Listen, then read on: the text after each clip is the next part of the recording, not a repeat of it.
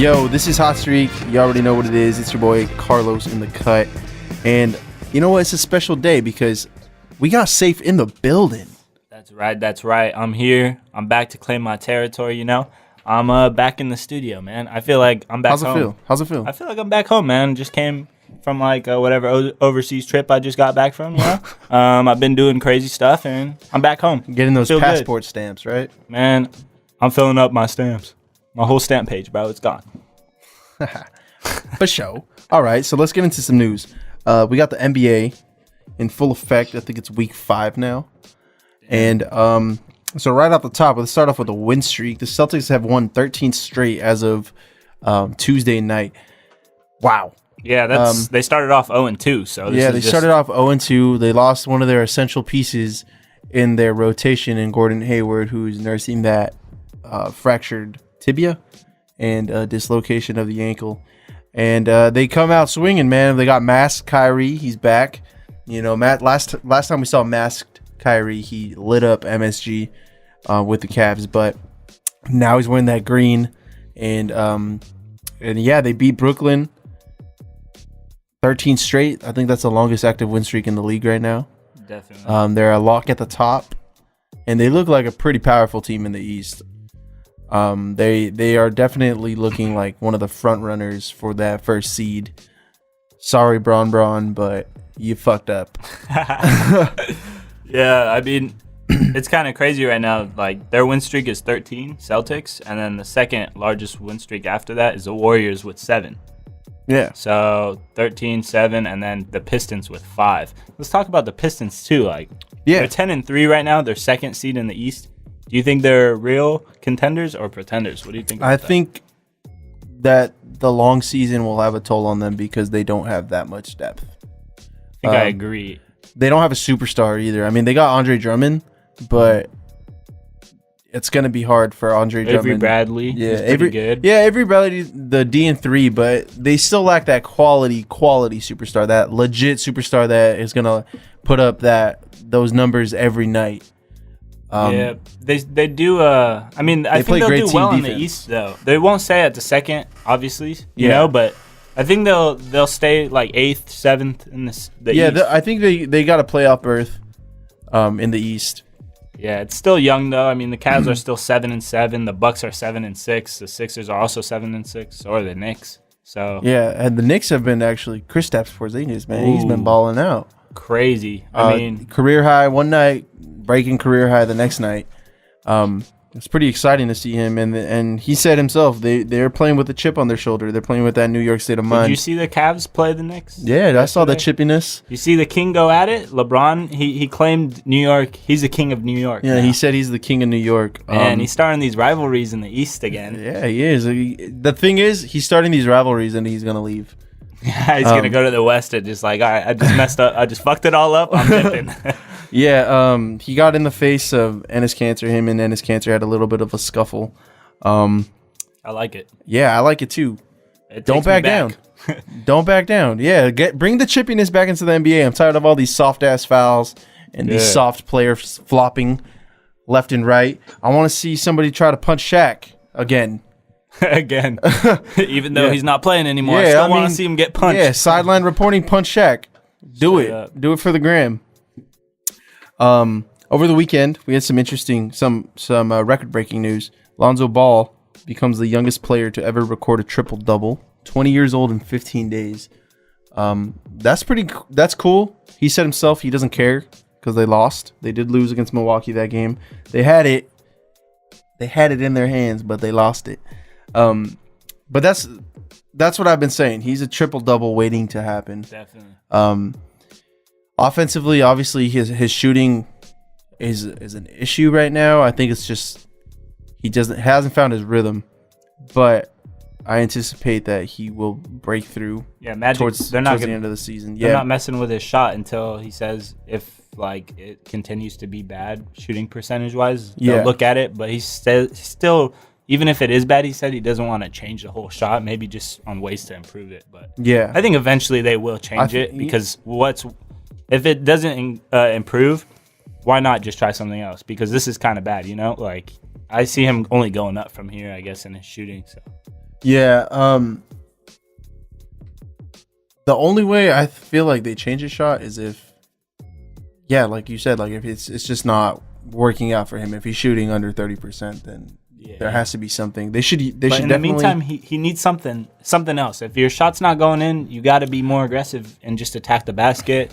He's not. Doing he needs that to finish stronger at the rim because he misses a lot of layups. He does. His field goal percentage. He doesn't take that many threes.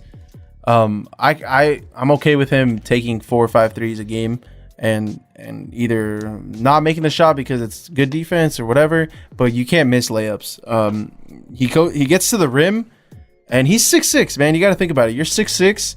Yeah, you're a little bit on the lighter side. You're not built for the NBA yet. Bigger than most point guards, though. Yeah, he is bigger than most point guards, and he should finish over the top of some of these power forwards. I think he should bang out on these guys. Like, I don't know what it is. He goes up really, really soft.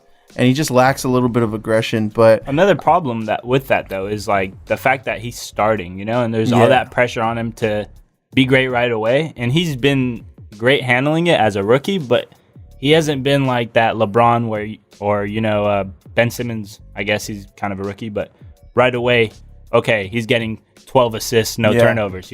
Like at this point, Jordan Clarkson, he's coming off the bench, but Jordan Clarkson can win the game. He can score. He can do pretty much all these things better than Lonzo, but they're giving Lonzo all that opportunity right now. And you got to be patient with it because he's not going to be a beast tomorrow. Yeah, I agree. It's going to take some time for him to develop, but so far so good. So far so good. I mean, like what you see, right? Yeah, I like what I see. I don't not like what I see. I don't think he's a bust. Yeah. It's way too early to tell if he's a bust. In terms of the Lakers themselves, I think the Lakers they're playing really good defense. They've been playing really good team defense, and a lot of players on the team have been. It seems like they're catching on. They're buying into the change of culture there. Definitely. They look like they could be a team to get into the playoffs this year. They're ranked second in defensive rating right now in the last 10 games in the whole league, and the Celtics are first. So Lakers are ranked second in the last 10 games. I mean, there's only been 12 games, but probably 12 games for the Lakers, but the Lakers are 6 and 7, I think. Okay, 13 games. Yeah. So last 10 games they've been rated. As of this recording, they're 6 and 7. Yeah. So I mean, it's kind of crazy, but. Yeah, I like what I see on the defensive side. Now I just need a little bit more offense, Yeah, Brook Lopez has been a great. Kyle Kuzma on the under the radar type of rookie. Yeah. He's been a very efficient, and the dude does not hesitate to shoot. Catches the ball at the 3-point line, shoots. Have you noticed that with the Lakers though, they have so many players like that who can get into double figures for them. Like if you don't just have like Clarkson going 25, 30 points, you got Brandon Ingram, Kuzma, and like Lopez, Randall. These are all guys who can score in double digits and probably get 10 rebounds too. Like the other night, Corey Brewer came clutch. Yeah. Like if Brandon Ingram's not hitting, Corey Brewer can come through. Like it's crazy how many guys they can. A lot of Laker fans, recently have been that I've spoken to. They want to get rid of Brandon Ingram. Really? They're not patient. I think they have to be patient right now because honestly, he has the potential to be an all-star, a superstar. We have yet to see that. His career high is only 25 points, but he's not getting the amount of shots it takes to score over 30 points. I think he hasn't been taking many threes. Yeah, he hasn't. He needs to capitalize on those open shots because he needs to hit those threes. You need to spread that floor too. But he can get to the rim. He's getting stronger. He's getting a higher basketball IQ, and playing with Lonzo Ball is going to help him out a little bit more. It's just about the consistency and getting the team chemistry up because it's going to be hard with the rookie point guard. You've seen him at his best, or not his best, but he's shown signs of wow. Like I've seen him one night where he just couldn't stop finishing at the rim. Like he was great. Yeah, and he has that extension, his length. I think he's going to be a good player. I don't think that the Lakers should trade him this season. Yeah. Give him some time. Next season, if you don't see that jump, then you think about it. But This season, you got to let him play, and you got to let him work and show his worth. I think by the end of the season, he could be that player who consistently scores 16 points for you. And maybe next season it would be 20, you know? Yeah. And he'll just keep making that progress. I'm hoping that by the end of this year, he's averaging 18 and 9 or 18 and 7 or something, you know what I mean? 7 rebounds, a couple of assists, because they definitely need to have stock and be that free agency destination. And, I mean, LeBron even said recently that he thinks that the Lakers did get a good one. They got a good one with Lonzo. So more rumors swirling. And a little Laker news: they just assigned Josh Hart and Zubac to the G League. But I mean, and they recalled Thomas Bryant too. Did they? Yeah, nice. He's good. He's that center power forward. Yeah, energy guy. Yeah, defense. Lakers, got some struggles. Still got some coming up to do, but. And then we see some. Did you see earlier this week Dennis Smith put Pau Gasol on a poster? Dennis Smith has been crazy for me. I've been just like amazed. I'm in awe every time I see him. He's on a highlight. He's a highlight mixtape guy. Yeah, he's on a horrible team, but oh my god, he's like a little junior Westbrook. Yeah, I feel you. He gets really high attitude. He has that grit. He just goes in.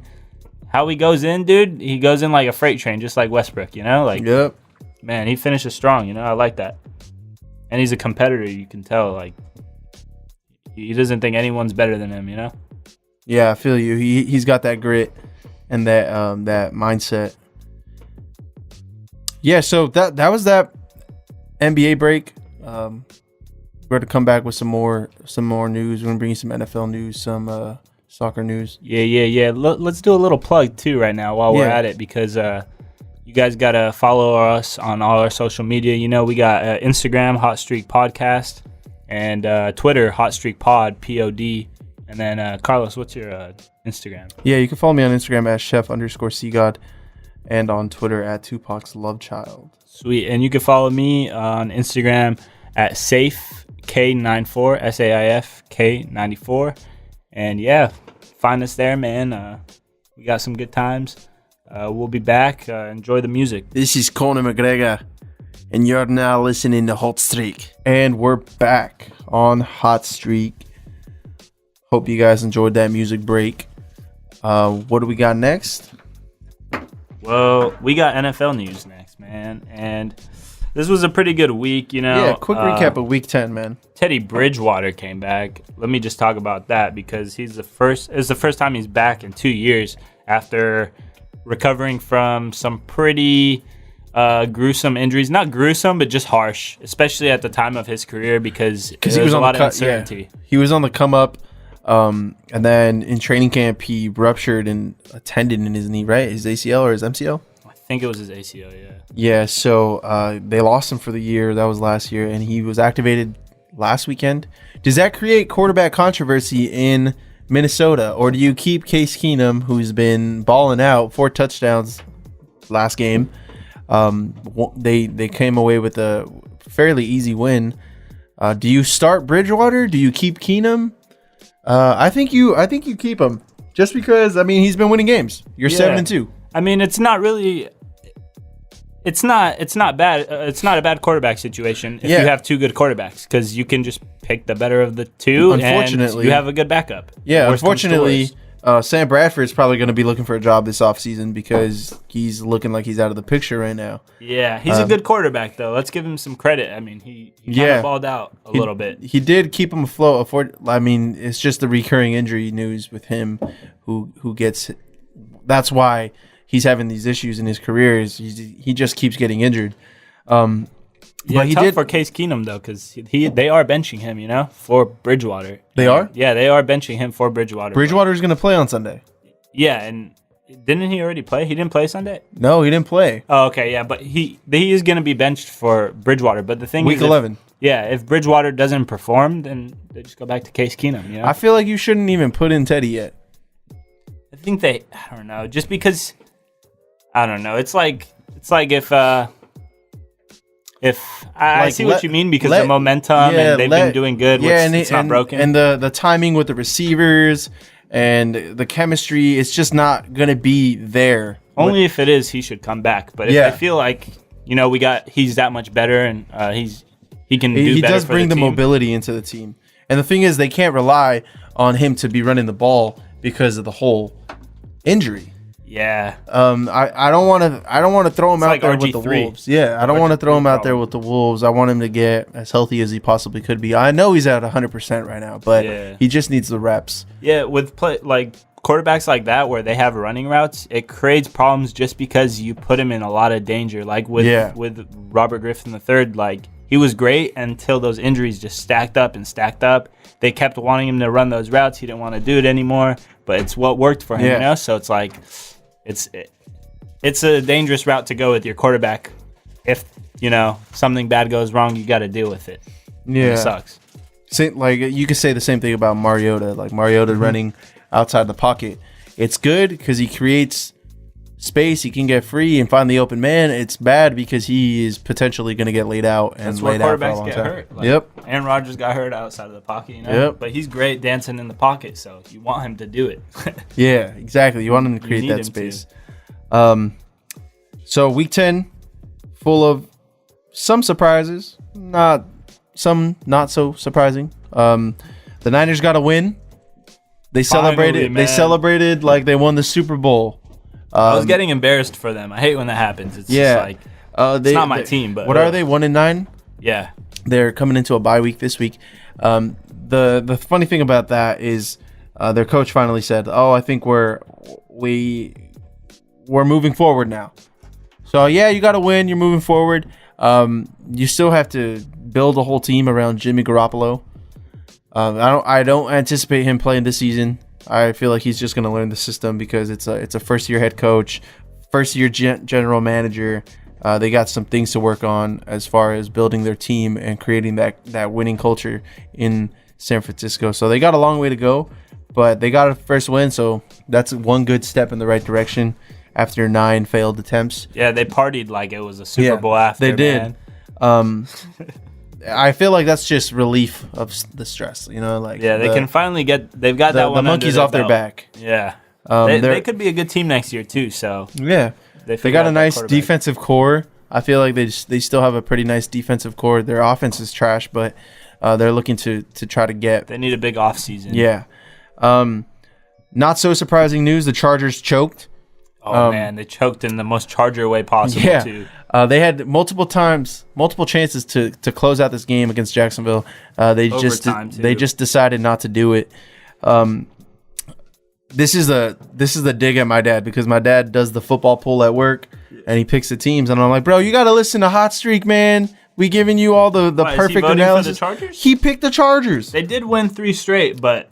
Come on, man. Against the best defense in the league. Yeah, you can't throw against this team. They have a good running game, and Blake Bortles is playing a little bit better than he was last year. So they didn't play a bad game. It's just they can't finish for the life of them, man. Yeah, they can't. They just can't do it. It's a curse at this point. He picked all the wrong teams this weekend.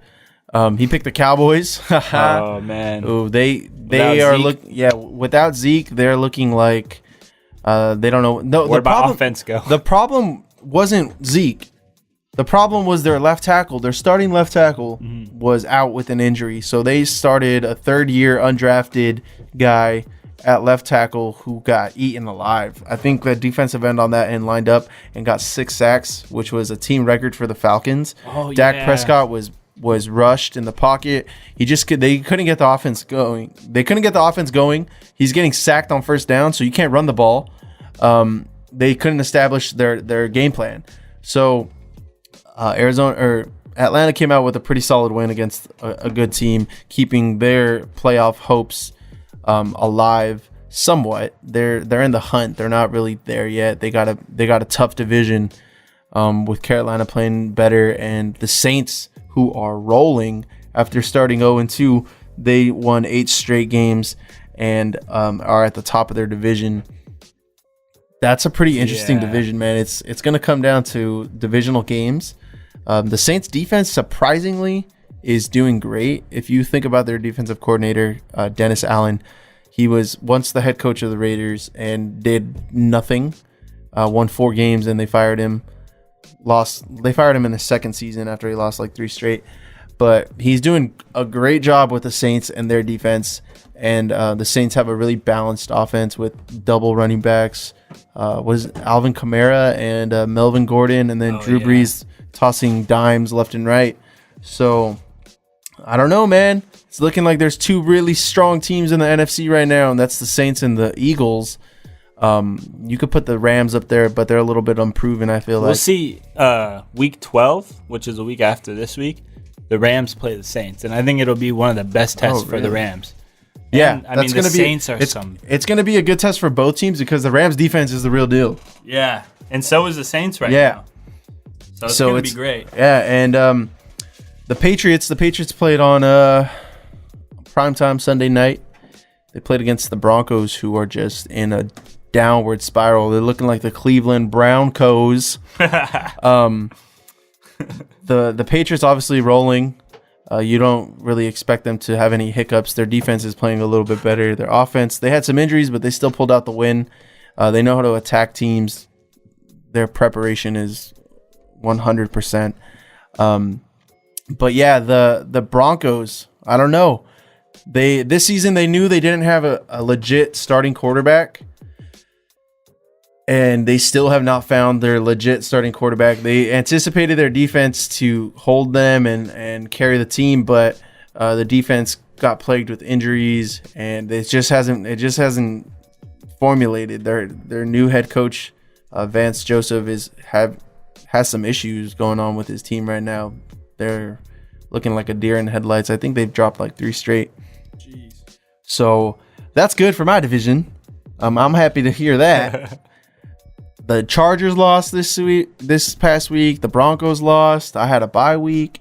So coming into week 11, it's win.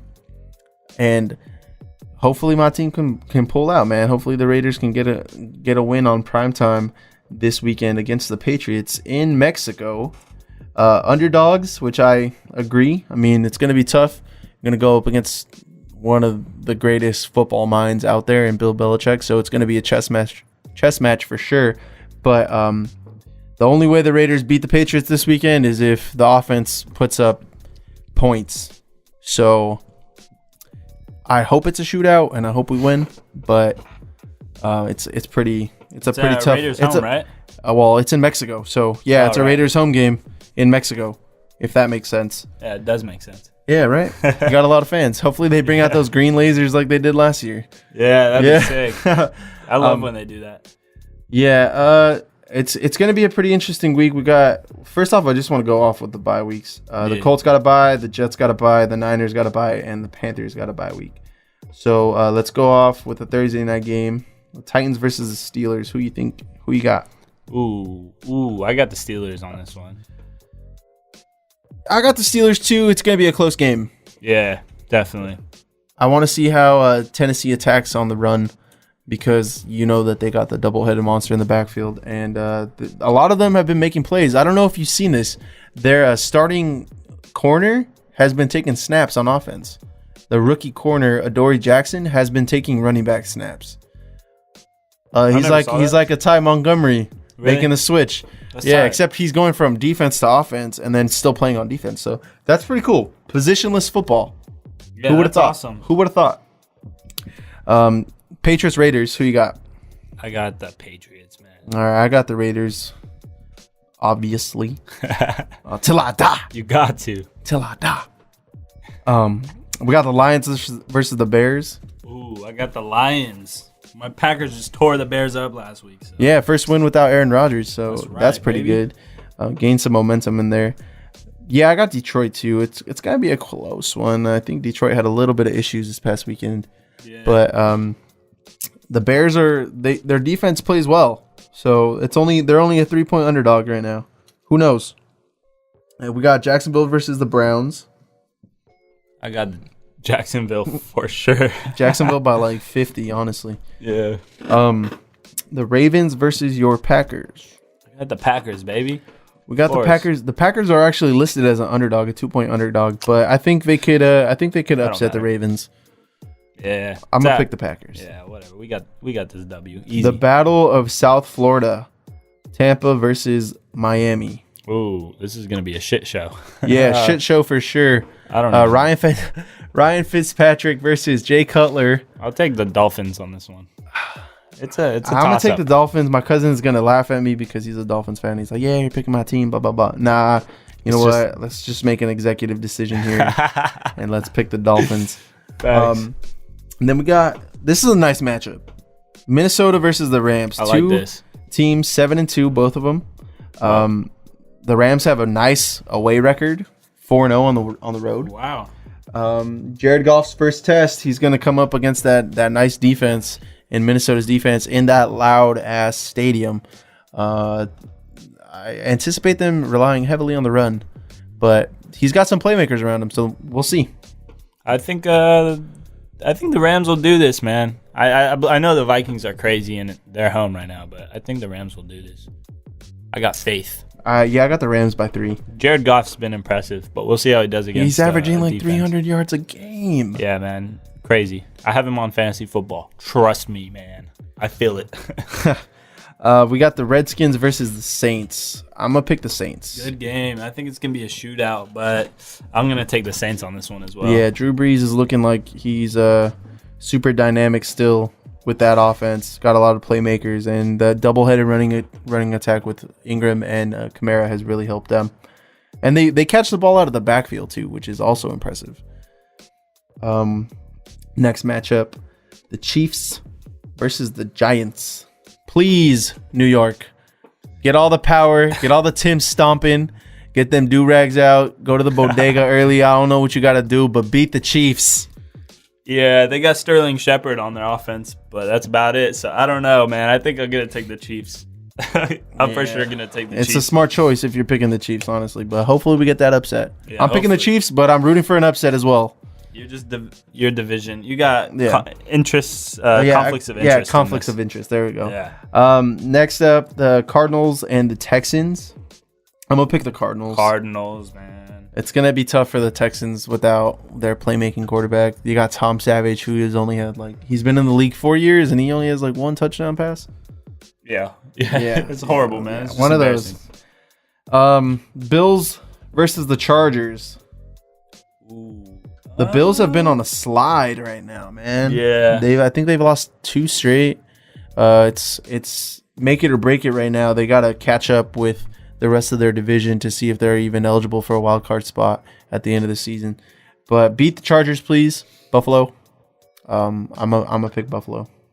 Yeah, I think I'm gonna pick Buffalo too, just because I feel like the Chargers will find a way to mess it up. I say that every week, and some of the time they do. But they have shown that they can win games. I think I'm still going to go with the Bills, though, yeah. Yeah. I think the Bills on this one. Cincinnati versus Denver. 2 mediocre teams going at it. Yeah. I don't know who to pick. Cincinnati.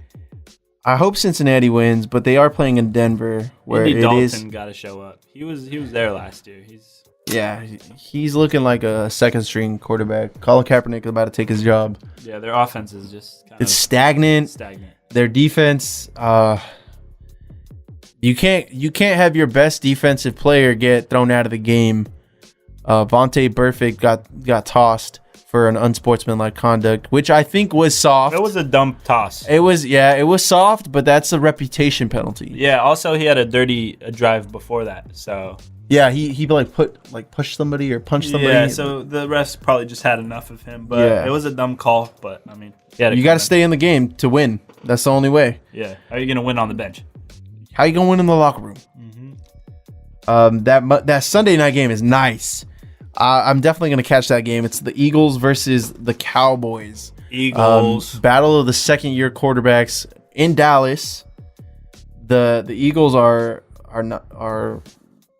favorites in this game, surprisingly. Yep. The defense has played really nice. Eagles have been crazy, dude. You saw the outline, what it takes to disrupt this Cowboys offense, especially without Zeke. You got to get pressure to Dak. Look for them to crowd the box, crowd the line of scrimmage, call a lot of blitzes, and they have the pass rushers on that line. So look out look out, Cowboys, because it's going to be hard if you're trailing in the first half, trying to make a comeback win against this team with Carson Wentz on fire. Yeah, I definitely see the Eagles taking this one in the bag. I think it's going to be a good game, competitive game, but yeah, I'm going to pick the Eagles as well. And then Monday, got that Monday night matchup, which should be a good game as well. We got the Falcons versus the Seahawks. Seahawks lost Richard Sherman. Yeah, for the year, which is bringing up the debate. Thursday night games. There's been Thursday night games with a lot of injuries on those games. And players complain about it all the time. Doug Baldwin said it should be illegal to play Thursday nights because there's not enough time to recover, not enough time to prepare. If you think about it, Sunday to Thursday, there's no way that you're going to be able to get game time ready in 2 days because Mondays usually are the days off for the NFL. But yeah, it's tough. I anticipate there's going to be a rule change. There's definitely going to be a rule change. I love Thursday night games. Trust me. I love every kind of football game, whether it's Monday, Thursday, Sunday. But I see the pattern, you know? Yeah, I it's can't just ignore that. the player safety, the quality of the games. You can't. Most Thursday night games are really shitty games. Yeah. They look nice because the unis, those color rush unis, you could keep those. Football's on. Yeah. Thursday, football's on. It's cool, but at the same time, like, it's not ideal. worth It's not ideal for these players, and it's definitely not worth it if you're losing players left and right to catastrophic injuries like Richard Sherman's. Yeah, but this Monday night game though looks kind of lit. Seahawks and the Falcons. Yeah, the Falcons seem to get a little bit of momentum going. In Seattle. The 12th man, as they call it, right? Yeah. I don't know. It's a toss-up. It's going to be a close game. I think the Falcons come out with a win. Yeah, I want to say the Seahawks will come out with it, but I definitely see it being. I can see it go either way. I definitely think the Seahawks will win, but yeah, either way. Yeah, man. So that was the NFL segment. You already know. Keep it locked. We got more. Stay tuned. Hot Streak. You already know. This ain't no hot links. This is no hot chicks. This Hot Streak podcast, man. You are now back with Hot Streak. Me and Saif in the cut. You already know. How you feeling, Saif? Feeling good, man. Just came off a high note right now, talking about that football. I'm excited. Yeah, man. I'm about to bring you some international soccer news because we've been on an international break this last week. A lot of good matchups, a lot of interesting score lines. We actually got some new teams that have qualified for the World Cup as of yesterday, or as of earlier this week. Tuesday was the last group qualifying games. Denmark beats out the Republic of Ireland. Christian Eriksen actually had a hat trick. He said it was the highlight of his life with this hat trick for Denmark. So they got in. Senegal got in. They beat South Africa. We had Sweden. Sweden qualified. They beat out Italy. This is the first time that Italy has missed a World Cup since 1958. Yeah. Gianluigi Buffon, Giorgio Chiellini, right? and Leonardo Bonucci are all retiring from international. Danelli De Rossi also retiring from international duties. Buffon's done for his career. It's super sad to watch him in his post-match interview. It was just his tears. I've seen Buffon cry quite a bit because he's lost in 3 Champions League finals. It's just, you don't get used to that, man. He's a legend, and he's won a World Cup before, but it still hurts. It still hurts to not be able to get your team there and make it on that grand scale. There's controversy because there's this player, Insigne. He's created the most chances in the Italian league, and he sat on the bench for 90 minutes. When Italy needed a goal the most, their most prolific attacking players sat on the bench for 90 minutes. So I don't know what was going on. I don't know if there's some sort of match fixing scandal behind the scenes, maybe. But that was unfortunate to see. Then we had, who else qualified this? Croatia qualified. And I'm forgetting somebody else. but most of the teams are already in. There's some more games coming up later in the week. Obviously, we record this earlier in the week, so we won't know until next week.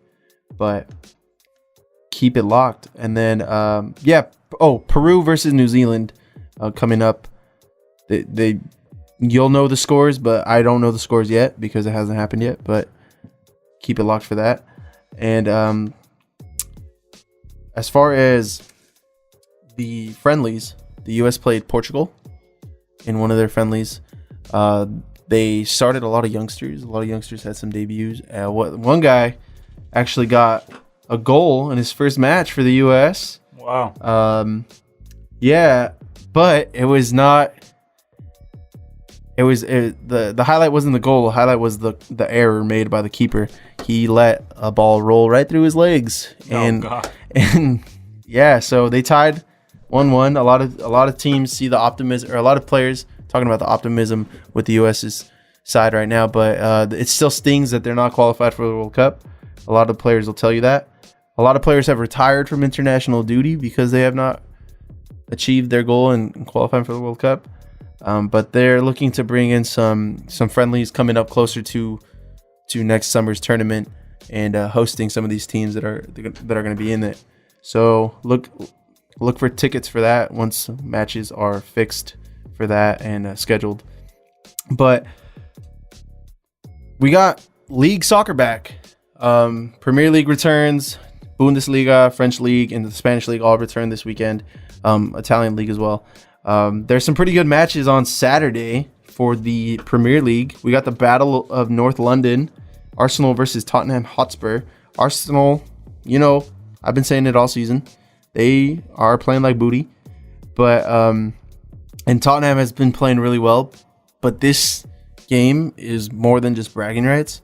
Even if there's been a lot of talk on ESPN FC and so forth, saying that North London is no longer Arsenal's city. It's Tottenham City.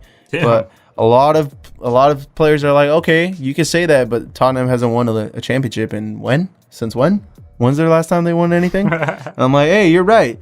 You can't be the king of the city if you ain't got no rings or medals. So keep it locked for that. That's going to be probably one of the better games of the weekend. We have Manchester City, the league leaders, versus Leicester City.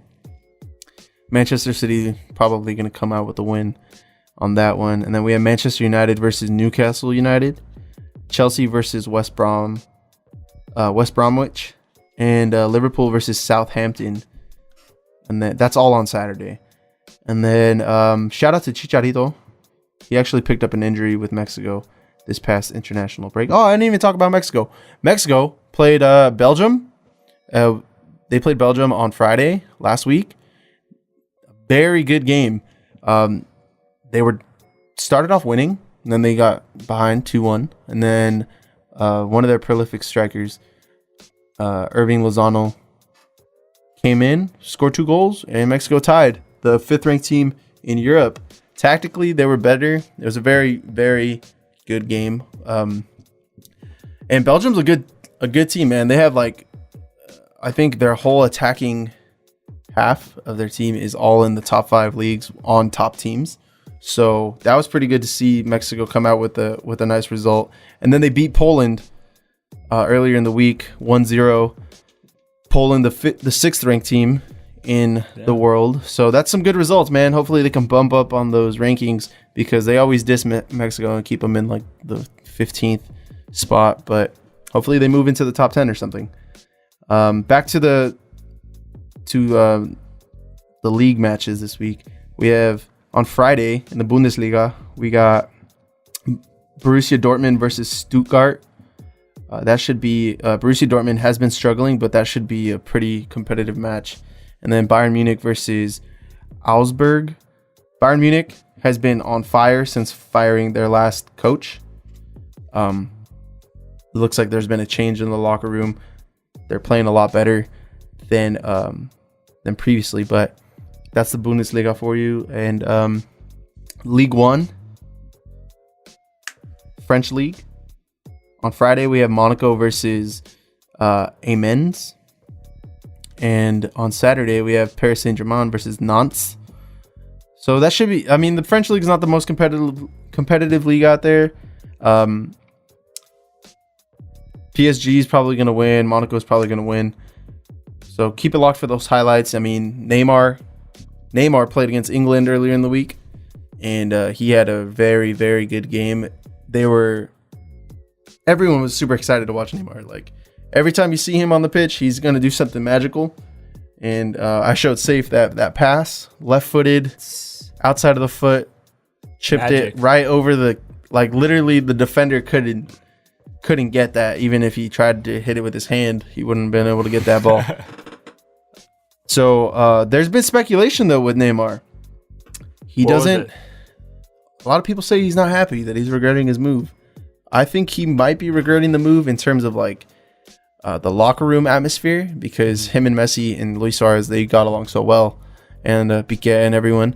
But as far as, like, the play and what's going on with his game, I don't think he misses the move. It's his team, and if anyone else doesn't like it, the door's right there. Yeah, and he doesn't have to deal with all those chairmen, right? Yeah, he doesn't have to deal with the board and all that. But there's been talk, Real Madrid supposedly setting aside $200 million next summer to try to lure him to the Bernabeu. I don't think that will happen, just because I think Neymar would be...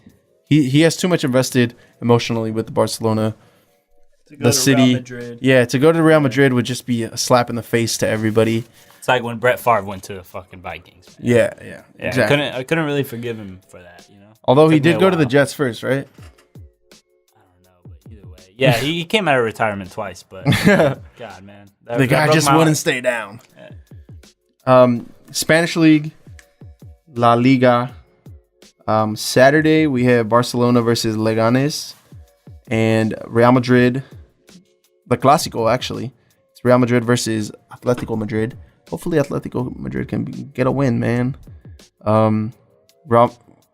Cristiano Ronaldo, he can't score. He has the worst conversion rate in the league. It's like under 20%.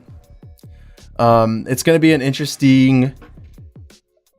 a very interesting matchup because the conflicting style of play. I mean, Real Madrid they're prolific with their attack. They counter very well, but Atletico is a very defensive-minded team, and they like grinding out those solid 1-0 wins. And they do whatever it takes, honestly. And it's always a good matchup against their rivals. And Barcelona versus Leganes, mid-table team. Barcelona, Messi was rested earlier in the week, so he's probably going to start. And Suarez and Arda Turan, who has not gotten minutes this season, are looking to make a start as well. So it's going to be a pretty good weekend. I'm glad to have league soccer back because it's sad when there's no soccer on the weekends. I get bored. But yeah, guys, that's the Hot Streak episode today.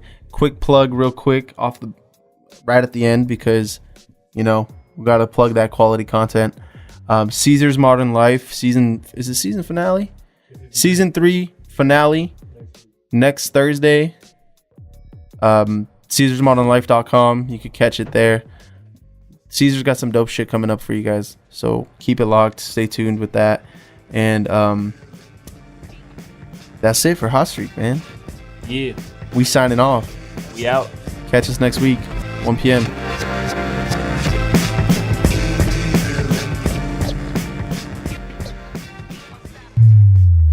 This was a Cesar Rodriguez production. Check out more at crpshows.com.